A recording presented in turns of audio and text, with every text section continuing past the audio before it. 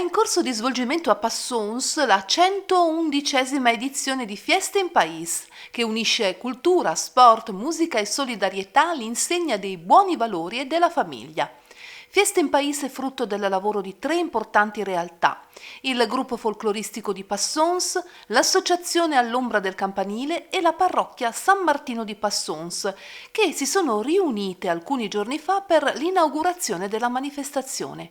Tra i tanti ospiti era presente anche il sindaco di Pasian di Prato, Giulia Peressini, accompagnata da gran parte dell'amministrazione comunale. Ormai da 111 edizioni scandisce i tempi proprio della nostra vita, della nostra comunità, perché penso che nel pensiero di chiunque la sagra di Passons, che ogni anno si arricchisce e impreziosisce proprio le nostre tradizioni, però offre sempre qualcosa di nuovo, quindi è questa anche la sua forza. Quest'anno addirittura si è ampliata ancora di più perché ha esteso proprio le tempistiche, quindi 3 settimane sono tanto lavoro, tanto impegno e tanta forza, che rappresenta proprio il collante, quello che è il valore fondamentale, che io penso che rappresenti proprio la forza di Passons, perché più di tante altre realtà qui a Pasian di Prato, a noi sembra con facilità, però sappiamo che c'è tanto lavoro dietro, riesce a fare collaborazione, a fare lavoro di squadra per poi permetterci di apprezzare queste bellissime settimane di allegria, di felicità, di festa insieme, che non è solamente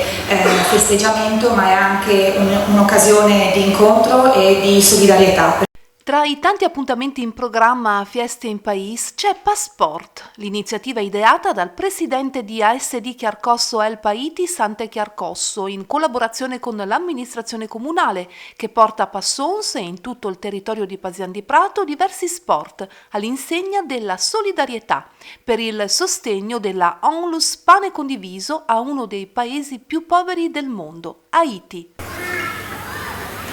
Perché io ho portato questo pass? Ci sono 6 manifestazioni: calcio, ciclismo, podismo, rugby, volley, basket.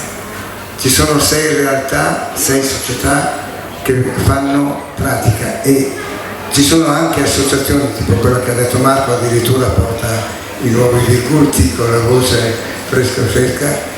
Cosa vuol dire questo? Che a Pasian di Prato ci sono delle realtà splendide, però ci teniamo che il Passport cresca, cioè che la comunità di Pasian di Prato faccia valere il suo territorio, non serve andare così, qui c'è tanto da. Tra le iniziative di maggior pregio la mostra 1925-2025, l'evoluzione della bicicletta da corsa, organizzata da Renato Bulfon, fondatore del Ciclis Museo di Mortegliano, in collaborazione con All'Ombra del Campanile, guidata da Massimiliano Venier. Io ho oltre un centinaio di biciclette e allora qui abbiamo portato una selezione di una ventina di biciclette che illustrano la storia e l'evoluzione del mezzo meccanico. Partiamo dalla bicicletta simile a quella che ha usato Bottecchia per restare in tema. Si parla tanto di Bottecchia in questi anni, è un'automoto del 1925 fino a una bicicletta di quest'anno che non è mia. Però voglio accostare così, abbiamo una bicicletta a coppia di quella che ha usato Marco Pantani, e questo abbinamento Bottecchia Pantani mi piace molto. Tante le iniziative in programma nei prossimi giorni a Fiesta in País, come è stato spiegato da Marco Cuttini del gruppo folcloristico di Passons e da Sergio Vellucci, responsabile della manifestazione. Tutti gli eventi sono consultabili sulle pagine social di Fiesta in País e sul sito internet.